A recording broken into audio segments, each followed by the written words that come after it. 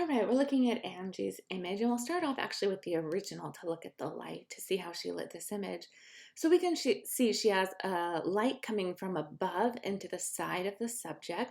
She's using artificial light.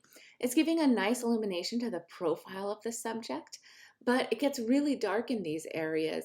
We want that contrast, but maybe to not to such a strong degree. So I would encourage you to bring in another light that's powered way down just to open these up a little bit so we're still getting the detail. See how this right here, that transition, or even here where we're getting the depth but we can still see the detail, is really beautiful. This is what we want to create shape, not these really, really dark areas. The composition here seems like it's lacking. It seems like there's way too much space above your subject. But then when we look at your crop on it, it's much stronger. You're closer to your subject. He's filling the full frame. It doesn't feel like he's lost within the frame. So this is a much stronger composition. You might give him a little bit of room above the head, a little bit more than you have here, but not much. I mean, it's pretty close to what we would want. The editing is changing the image completely from a straightforward portrait to a composition or a composite, geez, I couldn't think of the word, type of image where you're adding a whole nother element to the scene. In this image, I think the addition of the Mississippi Pier along with the change on the crop make him seem much older, much more mature. Here, seeing him lower in the frame with all that space above him, he looks much younger and more innocent. And here he looks much older because he's filling the frame. And then you're pairing it with kind of this nightlife, it looks like, at the pier. So that what you're communicating in this image feels much different than what the original was. There's not that like innocence that's shown in the first image. This is a more complicated image. So I think your pairing of the two changes the image in a nice way.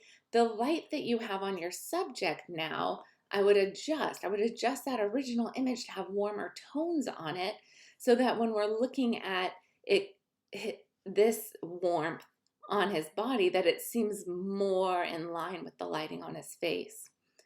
I'd also probably edit out parts of this, like what's coming over his eye right here. I don't think that's necessary, or this little kind of blip on his chin, that seems unnecessary.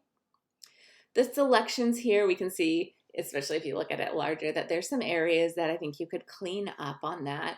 I'm not sure how you're making your selection here, if you're using different channels or if you're just doing a hand selection, but we can see a little areas that could be a little bit cleaner.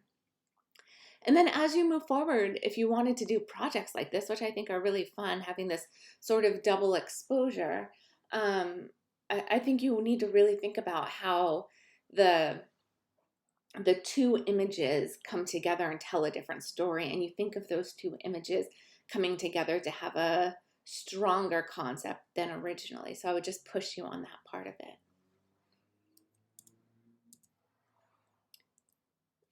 These two images are by Angela.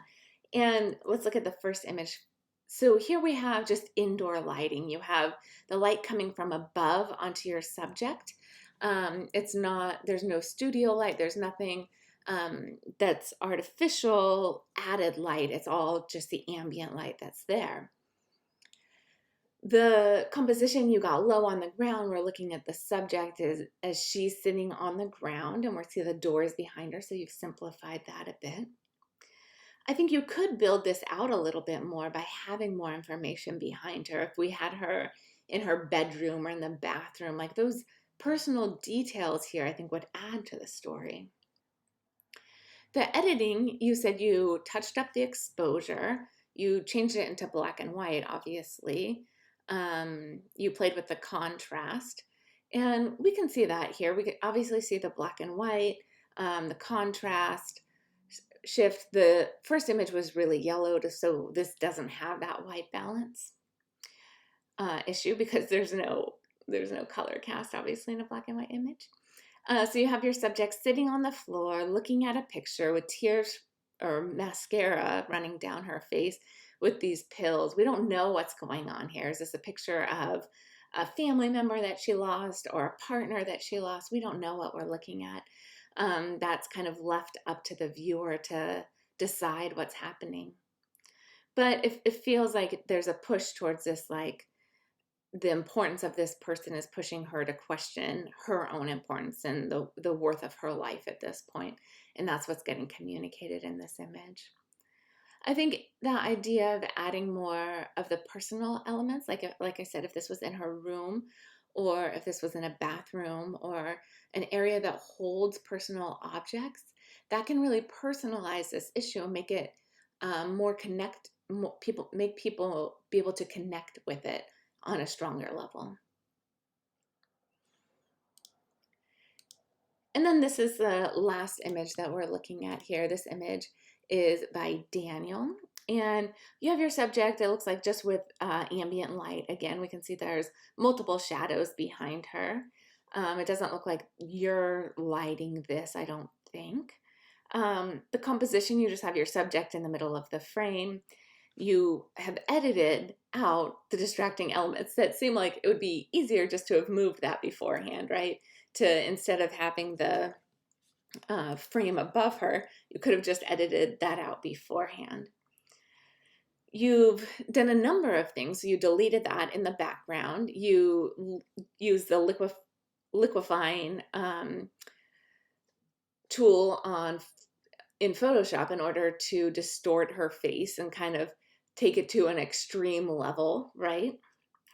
What did you say? You changed the shirt color, obviously, and you opened up some of the shadows. So those shadows that we saw on the wall on her right side are now gone. We still see them on the left side, but on the right side, they're gone. So these are some nice edits. The image overall doesn't have the quality that we're looking for because we can see it was shot with an iPhone, and that alone creates some distortion, like the really wide angle lens, you're at 4.2, creates distortion just between her arm and her face. So that's something for you to be aware of. And remember, for this class, unless you check with me first and have a concept behind it, there's not a reason that you should be using iPhones. They're not allowed for this class. So make sure that you're paying attention to that in the future, because I'm for sure paying attention to it as I'm critiquing and grading your work.